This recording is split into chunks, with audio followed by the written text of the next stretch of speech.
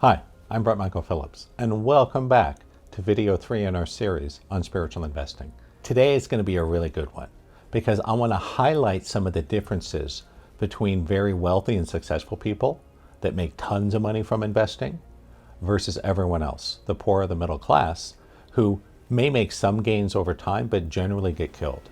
That for the most part, a lot of the investing world is what they call the smart money, namely giant corporations like Goldman Sachs and extremely wealthy individuals who have all the advantages, eating alive all the small players, the retail investors like you and me. And when we see the difference in the approaches, you can start to shift your psychology and your approach.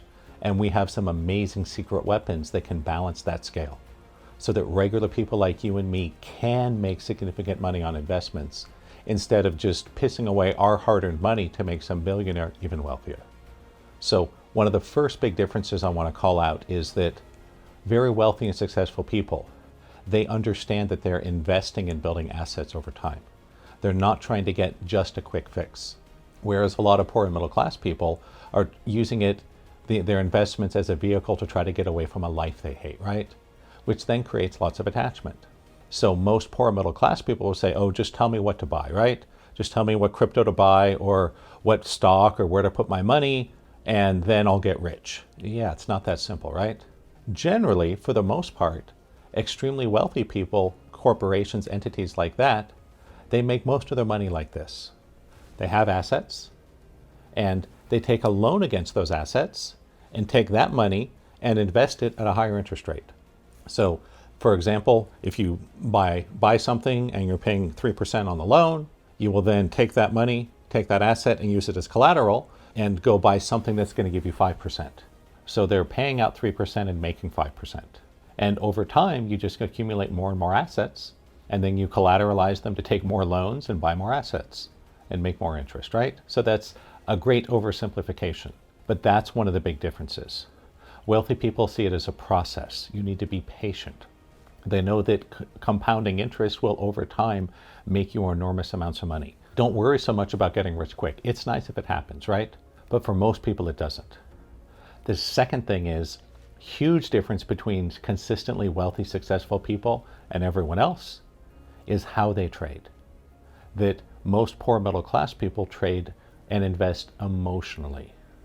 They look at a big stock that's had a run up like Tesla or Amazon or whatever, and they think, oh, they get a whole bunch of jealousy, right? FOMO, fear of missing out. And that forces you to tend to buy at the top of the market. So the way it works is that when prices are getting high, the very wealthy, the whales, the big companies, they pump out lots of news to make everyone see, oh, look how much the stock ran up, right? And then regular people like you and me get full of FOMO, fear of missing out. And we rush in and buy at the top. And then the whales, the big players, are happy to sell to us and collect their money. And then the market drops. And then all the people that got in at the top panic sell thinking, oh God, I'm going to lose all my money. And so the wealthy, the whales sit on the side, watch the price drop, and then take that money that they got selling to you at the top and buy at the bottom. And they become really wealthy. And the rest of us get killed, right? Because again, you worked hard for that money. It may have taken you months, years, decades to save it up. And if you invest emotionally, you can piss it away in a matter of days. It can just be gone that fast. So I want to encourage everyone, use the metaphysical tools.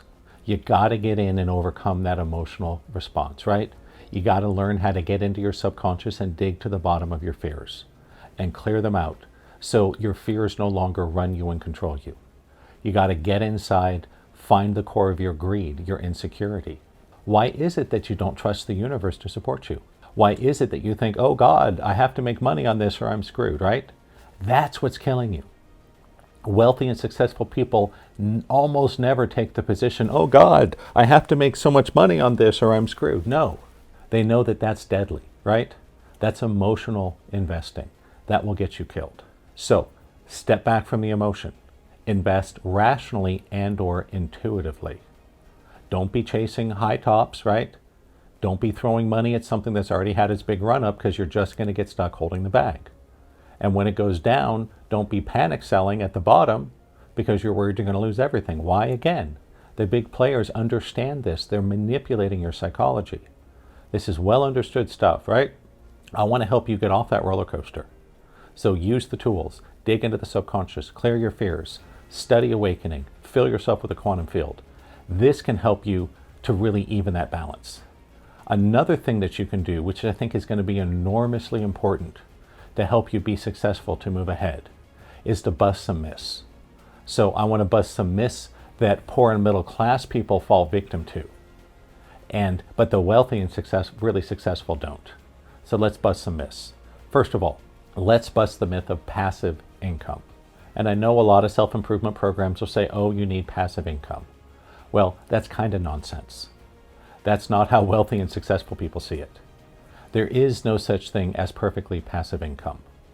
Instead, I'm going to offer you a more nuanced understanding. What you want to look for is leverage on your time and energy. We're looking for high leverage opportunities, not passive versus active income. It's a nonsensical distinction. What do I mean by that? So if you have a job, right, and you get paid by the hour, which many people do, that's pretty much just trading time for money. And there's nothing wrong with that. If that's where you're at, especially if you're young, that's how we all start, right? Unless you had really wealthy parents that gave you tons of money, that's how all of us start, especially when we're young. But we want to move past that. Why? It's simple. Even if you're making a good hourly rate, there's not much leverage there, right? Even if you're making $100 an hour at your job, there's still only so much money you can make, right? You just can't get past a certain point because you only have so much time, right? You only have so much energy. You only have so much attention. Instead, we want to look for higher leverage opportunities because a time for money job is limited and leveraged to the amount of time you get for the money, right? So let's talk about multi-level marketing.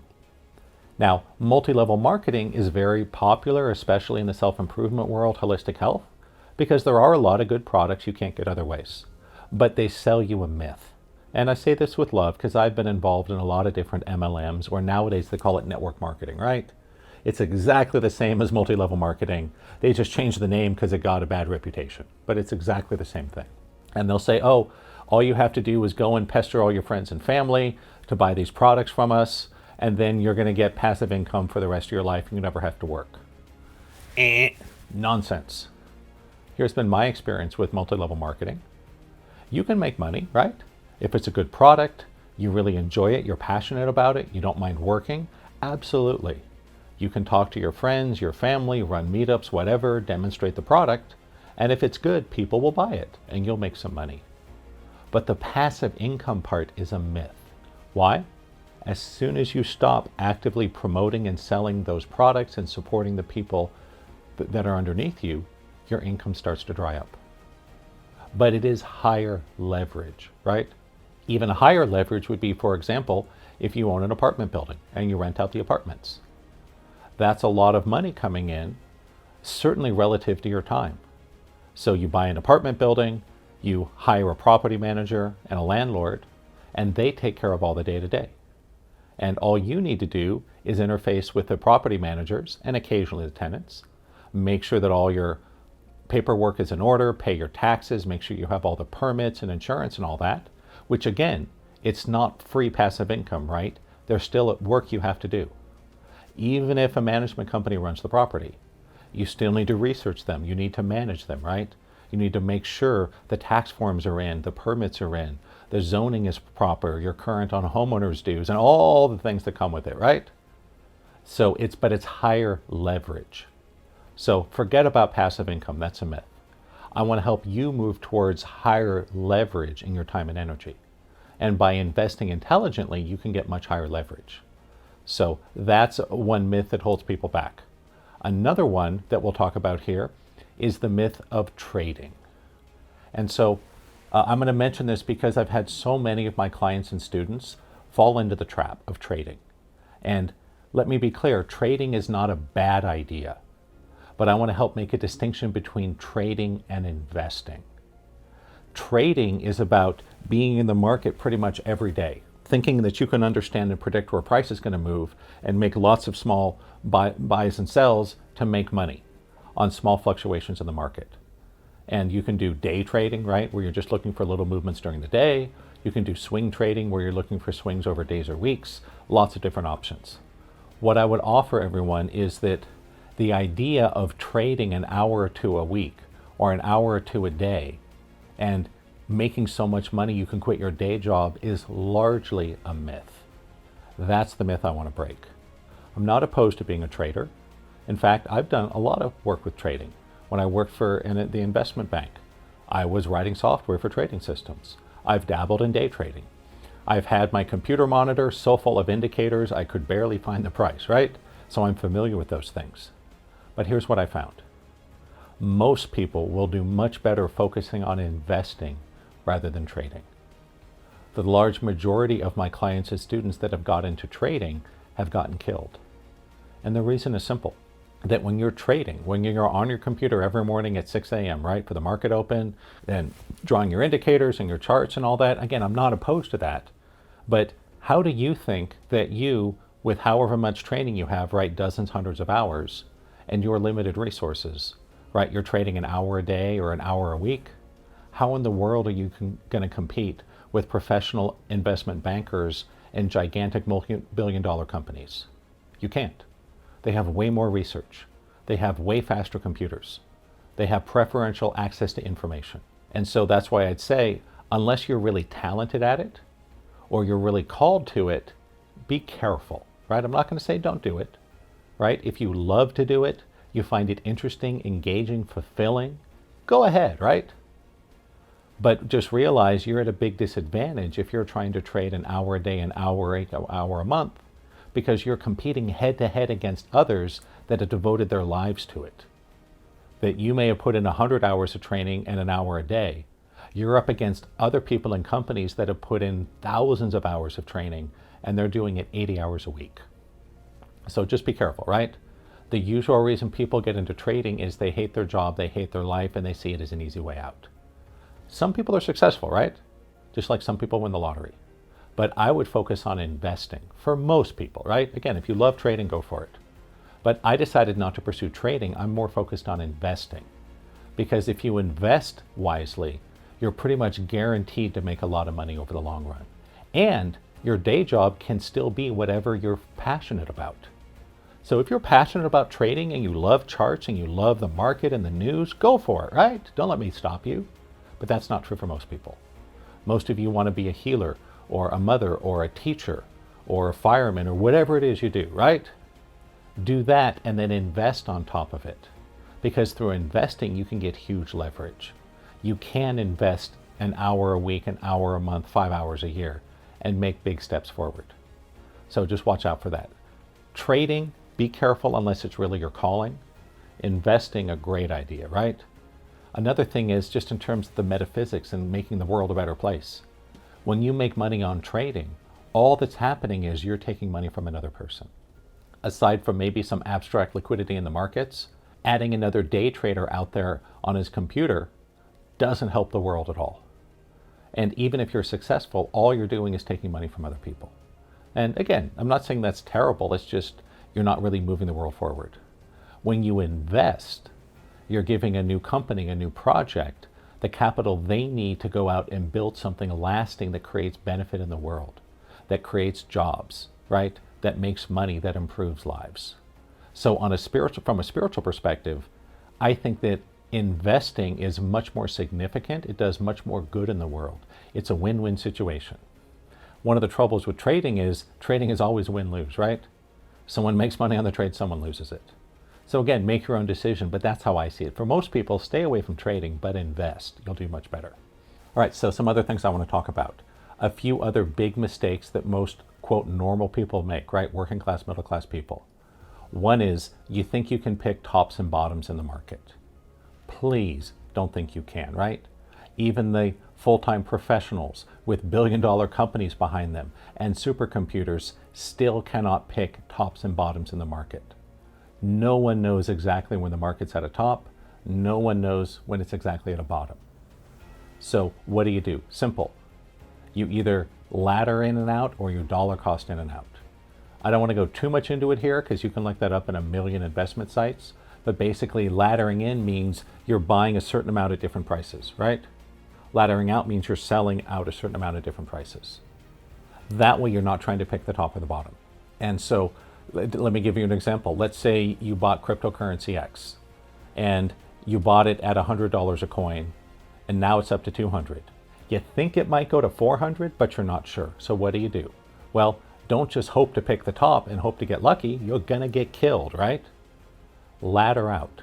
Sell 25% at 200. Sell 25% at, say, 250. Sell 25% at 300. And save your last rung. If maybe it hits 400, you sell 25% there. That way, if it goes to 300 and then drops, at least you got out 75% at a high price, right? Right.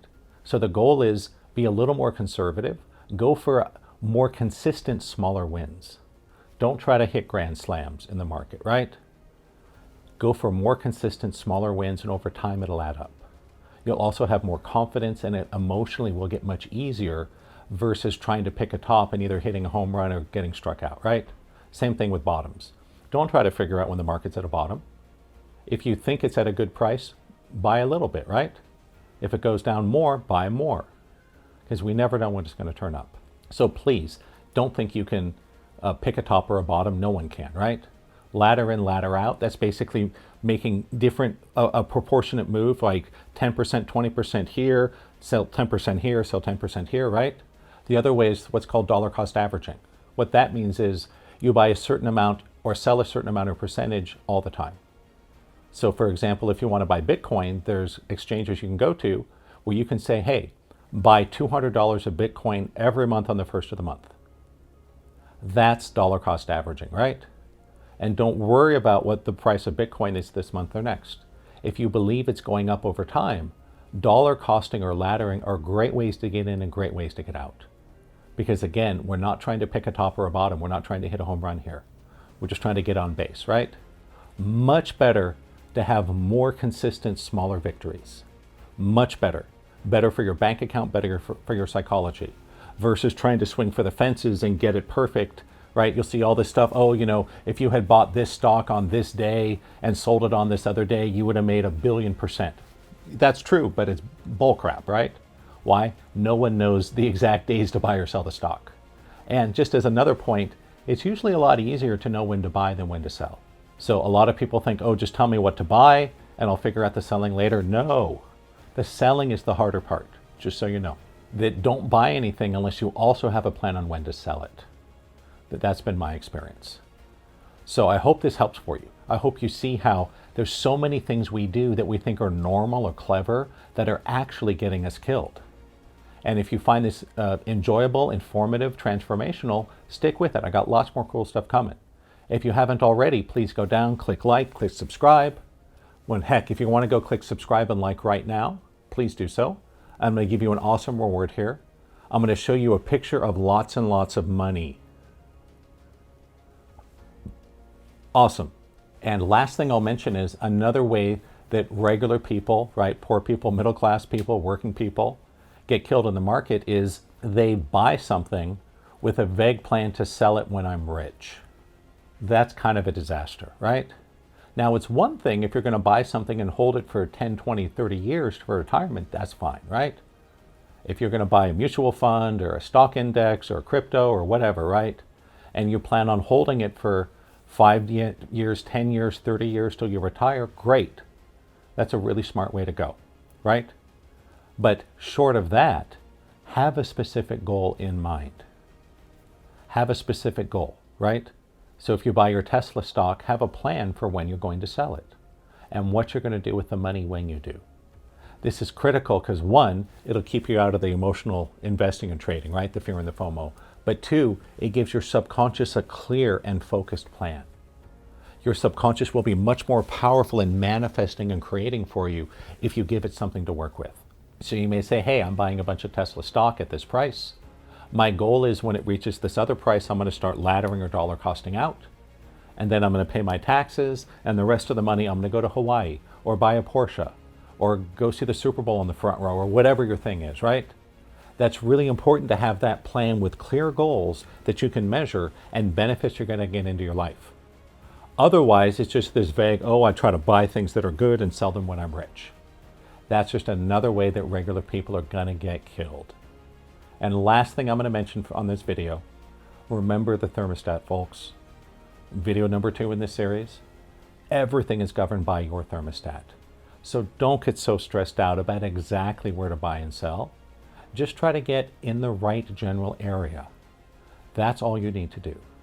Because remember, the one opportunity, this stock, this crypto, this business, has no impact on your finances, your prosperity over the long term, over a 5+ year period. That's all about the inside. So if you're gonna go focus your time and energy on something, focus it on the inside, on shifting your subconscious beliefs, filling yourself with a quantum field, finding awakening, liberating yourself from suffering and fear. Then, with a much smaller amount of energy put in the investing world, you're likely to make way more money. Because that's exactly how it was for me. For almost all of my life, I lost money on every investment.